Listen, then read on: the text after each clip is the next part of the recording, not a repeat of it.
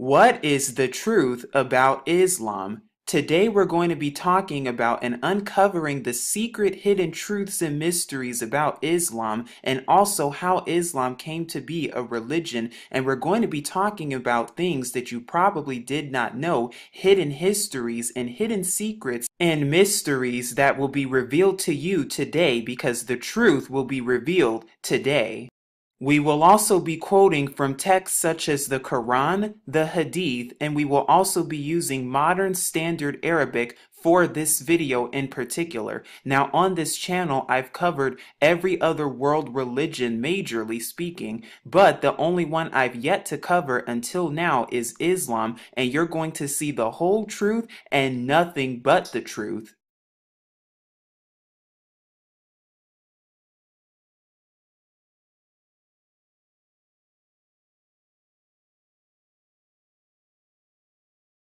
Now, and even the Encyclopedia Britannica also tells you the same thing, that Allah is found in Arabic inscriptions prior to Islam, and even according to the Encyclopedia of Islam itself, that Arabs before the time of Muhammad accepted and worshipped after a fashion the deity called Allah, and according to the Encyclopedia of Islam also, it was known to pre-Islamic Arabs, one of the Meccan deities, and we're going to be going over that, and I'm going to show you the real archaeological evidence later on in the video to come, but it also shows how it was used in pre-Islamic poetry. So you see how it was pre-Islamic and used even before the time of Muhammad, even hundreds of years before, and even according to the Encyclopedia of Religion and Ethics, it even says the origin of it goes back to pre-Muslim times.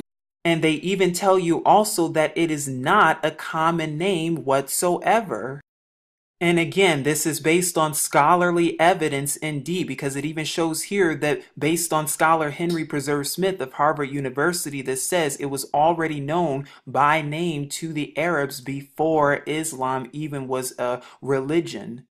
And based on the findings of Dr. Kenneth Cragg, who was a former editor of the prestigious scholarly journal Muslim World and an outstanding modern Western Islamic scholar whose works were generally published by Oxford University, also commented in The Call of the Minaret, where it says the name was also evident in archaeological and literary remains of pre-Islamic Arabia. What this means is that this is not the name of our creator.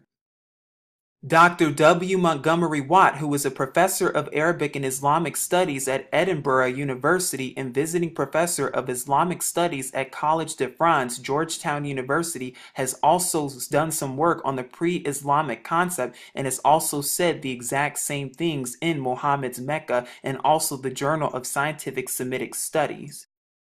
Caesar Farah, in his book on Islam, also concludes the same thing of the pre-Islamic meaning of what this word actually is, Allah, A-L-L-A-H. And also, according to Middle East scholar E.M. Wary, whose translation of the Quran is still used today, has also noted even Allah being worshipped during the time pre-Arabia and even pre-Islam as pre-Arabian deities, the worship of Baal. This has nothing to do with the worship of our creator, because like I've just proven earlier again, none of the prophets in scripture called on this name. None of them did, because it's a title and the language Arabic did not exist back then. So how could they call on an Arabic title when that language did not exist in the pre-scriptural times? But it even says here, in ancient Arabia, the sun god was viewed as a female deity and the moon as a male deity. As has been pointed out by many scholars such as Alfred, the moon deity was called by various names, one of which was in fact Allah. Again, this is truth. Now, a predominant symbol that you see in Islam is known as the hand of Fatima, also known as Khamsa, which means number 5 in Arabic. Now, in Islamic tradition, the hand represents the 5 pillars of Islam, which are Shahada, which is faith, Salat, which is prayer, Sam, which is fasting, Zakah, which is almsgiving, and also Hajj, which is the pilgrimage to Mecca. This hand can also represent Muhammad, Fatima, Ali, Hassan, and Hussein, the main 5 that make up the Muhammad family. but is mostly attributed to the daughter of Muhammad known as Fatima and is supposed to be a symbol of luck and fortune and also wealth. Now, the Khamsa is not only seen in Islam, but it's also seen in other religions such as Christianity and even Judaism too, and it predates all of these religions by at least thousands of years. And it has been theorized also that its origins lie in ancient Egypt or even Carthage, and it's been associated with another deity also. So you see, it's nothing new under the sun. And now we're going to go over more pagan origins and the pagan roots of Islam and expose also the moon worship with archaeological evidence so you can see that all of this came thousands and thousands of years before there even was Islam and before Muhammad, because nothing new is under the sun. And we'll start with worship at the Kaaba, because according to the Hadith, the Kaaba in Mecca was a center of idol worship, with the Kaaba housing 360 idols, and this is according to Sahih Bukhari, Volume 3, Book 43, number 658. Muhammad discarded the 360 idols but retained for Islam the Kaaba with its black stone, justifying it with the claim that Abraham or Ibrahim and Ishmael originally constructed it. However, there is no historical or archaeological evidence for the existence of the Kaaba beyond a few hundred years before Muhammad's lifetime. In fact, Muhammad's own words disprove any connection he was attempting to make between Abraham, Ishmael, and the Kaaba. More contradictions, because the Quran, according to Surah 2, verse 125, says that Abraham built it. And that's according to the Quran right here. But then, according to Sahih Bukhari, Volume 4, Book 55, number 636, it says that according to Muhammad, it was built 40 years prior to the temple at Jerusalem. So which one is it? Because the temple at Jerusalem was built by Solomon around the 950s BCE, according to this. This implies that if Muhammad were to be believed, the Kaaba must have been built approximately close to the thousands, but Abraham lived around 2000 BCE, and both Abraham and Ishmael would have been dead by then. If Muhammad is correct, then the Quran is wrong. But if the Quran is correct in stating that Abraham and Ishmael built the Kaaba, then Muhammad in the Sahih Hadith is wrong. More lies. The Kaaba has nothing to do with Abraham or Ishmael. It's just what? More pagan worship, pagan idolatry. And we're going to be exposing the Kaaba so you can see it also and see how it also relates to Judaism.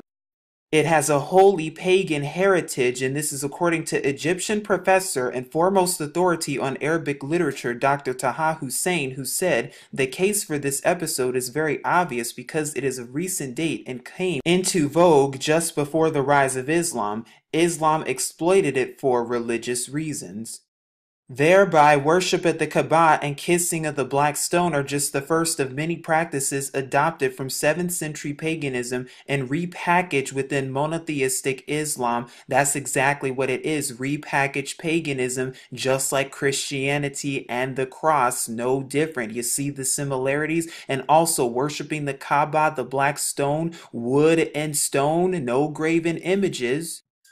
And also, the pagan idols of pre-Islamic Arabia were worshipped in the form of rectangular stones or rocks. For example, the pagan deity Allat, who was mentioned in Quran Surah 53:19 and believed by pre-Islamic pagans to be one of the daughters of Allah, was once venerated as a cubic rock at Taif in Saudi Arabia. An edifice was built over the rock to mark it apart as a house of worship. And here are the citations here that you can look at from Encyclopedia Britannica and also the Book of Idols, page 14. And even according to the Encyclopedia Britannica, it says, quote, a principal sacred object in Arabian religion was the stone, either a rock outcropping or a large boulder, often a rectangular or irregular black basaltic rock. Of numerous Badals, the best known is the black stone of the Kaaba at Mecca, which became the central shrine object in Islam. And again, this rock, this stone was kissed even during pre-Islamic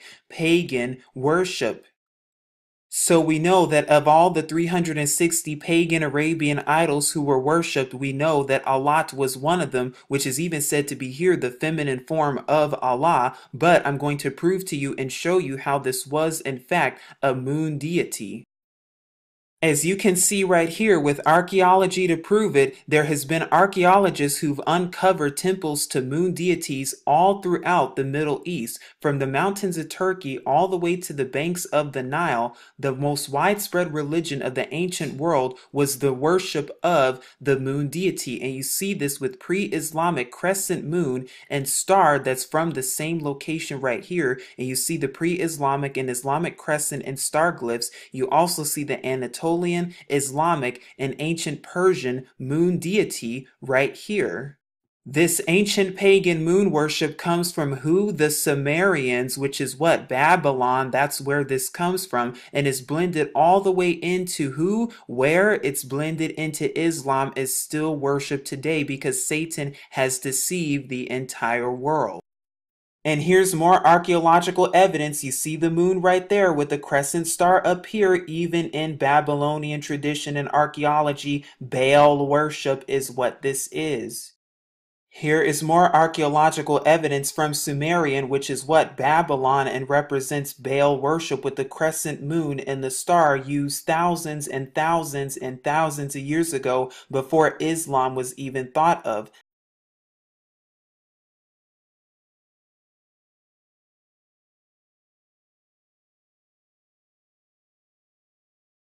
You know what you got Hamza explosive. You sign another confrontation. Let's read on. Sharp. Let's read on. We're reading this book.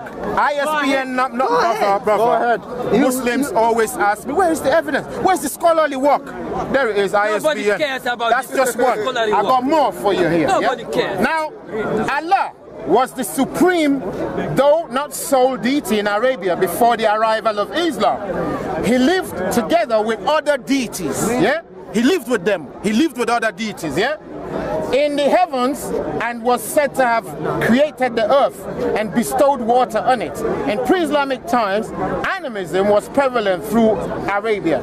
Trees and springs were worshipped, and certain stories were believed to contain sacred power. Certain stones, was believed to contain sacred power. However, the Prophet Muhammad, peace be upon me, adopted Allah as the one true God, to whom total submission was due, and proclaimed it was blasphemy to worship any other deity.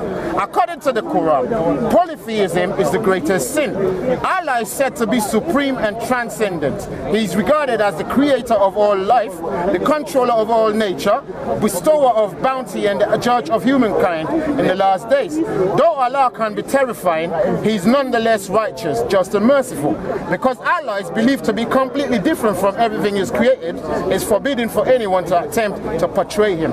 In the Quran, He is given 99 names. The 100th and greatest name is known to no mortal.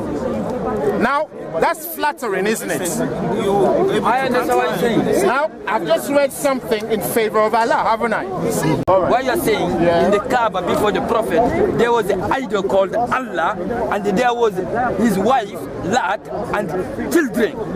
So the Prophet later came on, he said, no, only this idol, Allah, will be worshipped. So all the idols were destroyed, and this was kept. So that's why still today we have the word of this idol called Allah. You say Muslim worship idol? Yeah, exactly. That is what I'm saying. Before the Prophet started preaching, the Arab in Saudi Arabia had many idols around the Kaaba. Everyone knows that. Everyone knows that. They used to use these idols to reach them to God. How can they do No, wait. When he say don't join anybody. No, wait. No, this is stories. This is before Islam I'm telling about. But they can't, it's You're not listening. No, we're listening. If I'm not listening, how can I ask you the question? No. If I'm not listening. If it's big fool, you become a fool like the And then the Arab used to worship these idols. They were gods. They were gods. Can we ask you a question? Can we ask, brother, we will let you speak. Can we ask you a question while you're telling us? Yeah. Tell me the shape of some of the idols they used to worship and the material. Tell me some of those shapes and materials. Most of the idols were stone. Well, what? Stones. Yeah. If we go there today, will we find any stone? I don't think so. Oh. They were all destroyed. Oh, all. Where's the photos? All were destroyed. Probably that book you are reading will tell you the Prophet Muhammad destroyed 360 idols around the Kaaba. Put them slave. Oh, it's also destroyed. Someone's taxed it. They used to worship stones, yeah? Thank you, brother. They used to worship some stones and trees, anything really. Anything, yeah. But stone was the first to come to your mind. But stone is the first to come to your mind. Brother, it's not an argument, it's just a question. Now listen. So, is this a stone or not? This is a stone. It's called Hajarul Aswad. No, I didn't ask you what it's called. It was a stone. It's a stone. Because the Arabic word is stone. Brother, it's just a simple question. He accepts it. You know, when you say Muhammad... Did I say stone or not? You did. So why but I didn't want any more explanation.